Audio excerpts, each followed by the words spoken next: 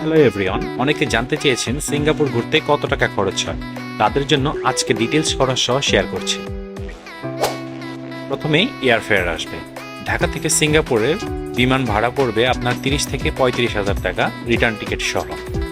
আমরা শেয়ার ট্রিপে টিকিটটি কেটেছি, তো সেই ক্ষেত্রে আমাদের টিকিট পড়েছিল 35,000 টাকা ইউএস বাংলা এয়ারলাইন্সে। আপনারা চাইলে অন্য এয়ারলাইন্সে কাটতে পারেন, সিঙ্গাপুর এয়ারলাইন্সে কাটলে আর একটু খরচ বেড়ে যাবে।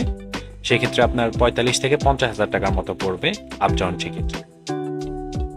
এখন আসি কারেন্সির ব্যাপারে। সিঙ্গাপুর কারেন্সি হচ্ছে সিঙ্গাপুর ডলার, যা বাংলা টাকায় 81 টাকার মতো। প্রথমে এয়ারপোর্ট থেকে আমরা ডলার এক্সচেঞ্জ করে ট্যাক্সি ক্যাবে উঠে গেলাম। আপনারা সিঙ্গাপুরে যাতায়াতের জন্য ট্যাক্সি ক্যাব কিংবা মেট্রো ইউজ করতে পারেন। ট্যাক্সিটা তুলনামূলক এক্সপেন্সিভ, তবে আপনারা যদি মেট্রোতে ঘুরতে চান তাহলে এটা আপনাদের জন্য সবচেয়ে ইজি হবে। একটি মেট্রো কার্ড করে নিতে পারেন, এমআরটি কার্ড বলে যেটি। এমআরটি কার্ড করে নিলে আপনারা ঘুরতে পারবেন, কারণ যেহেতু আপনারা 2 থেকে 3 দিন ঘুরবেন, এই সময়টা এমআরটিতে অনায়াসে কম খরচে ঘুরে ফেলতে পারবেন। এমআরটিতে ঘুরতে সব মিলিয়ে আমাদের 2,000 টাকার মতো খরচ পড়েছে। সিঙ্গাপুরের এই হোটেলটির রুম ভাড়া আমাদের দুইজনের পড়েছে 10,000 টাকা। এটা একদম খুবই ছোট একটি রুম। আমি দেখে সত্যি অবাক হয়ে গেছি যে এত ছোট রুমে এত ভাড়া, এটা আসলে মেনে নেওয়া যায় না। আমরা যেহেতু মুস্তাফা মার্টে ছিলাম, মুস্তাফা মার্টের আশেপাশে প্রচুর বাঙালি হোটেল। এখানে আপনি প্রতি বেলায় 500 থেকে 600 টাকার মধ্যে বাংলা খাবার খেয়ে একদম পেট ফুরে খেয়ে নিতে পারবেন।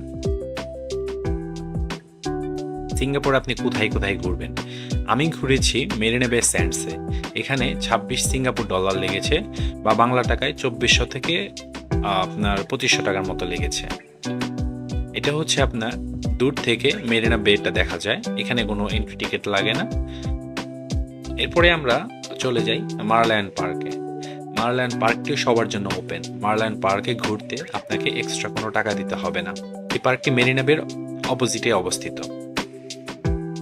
প্রথম দিন আমরা এই 2 জায়গায় ঘুরি, আর এর পরের দিন আমরা চলে যাই সেন্তোসা আইল্যান্ডে।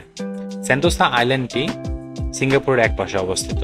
এই সেন্তোসা আইল্যান্ডে যেতে হলে আপনাকে কোনো এক্সট্রা এন্ট্রি ফি লাগবে না, তবে এখানে যে রাইডগুলো রয়েছে বা বিভিন্ন ধরনের থিম পার্কগুলো রয়েছে, এখানে যেতে আপনাকে এক্সট্রা টাকা লাগবে।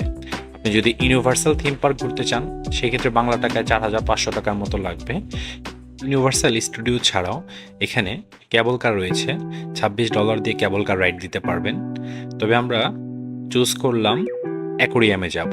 অ্যাকোরিয়ামটি এটি বিশ্বের অন্যতম বৃহৎ অ্যাকোরিয়াম। এই অ্যাকোরিয়ামে ঢুকতে আমাদের 41 সিঙ্গাপুর ডলার লেগেছে, যা বাংলা টাকায় 3200 টাকা কিছু বেশি।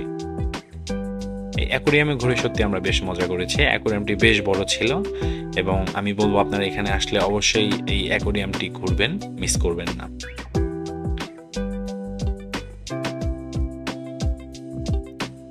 সামুদ্রিক অনেক প্রাণীর সমারোহ এই অ্যাকোরিয়ামে।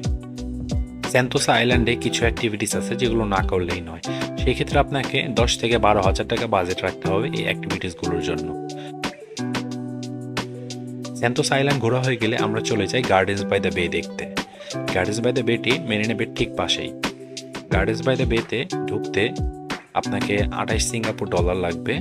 এখানে 2টি রুম রয়েছে, 2টি রুমে যদি আপনি এন্ট্রি নিতে চান। আমরা 2টি রুমে এন্ট্রি নিয়েছিলাম $28 দিয়ে, যা বাংলা টাকায় পড়েছে আমাদের 2400 টাকার মতো। এই 2টি রুমের একটি হচ্ছে ফ্লাওয়ার ডোম, আর আরেকটি হচ্ছে ক্লাউড ফরেস্ট। ক্লাউড ফরেস্টে অনেক বড় একটি আর্টিফিশিয়াল ঝর্ণা রয়েছে। এটা আমি বলবো যে আপনি এখানে আসলে মাস্ট এখানে আসবেন। আর এছাড়াও আপনারা যদি ইভিনিং টাইমে আসেন, সন্ধ্যার পর এখানে লাইট শো হয়। সুপারটি গ্রুপগুলোতে লাইট শোটা দেখবেন, এটা মিস করবেন না। এটার জন্য এক্সট্রা কোনো টাকা লাগে না। সব মিলিয়ে 70,000 টাকা হলে আপনার সিঙ্গাপুর ট্যুর কমপ্লিট হয়ে যাবে।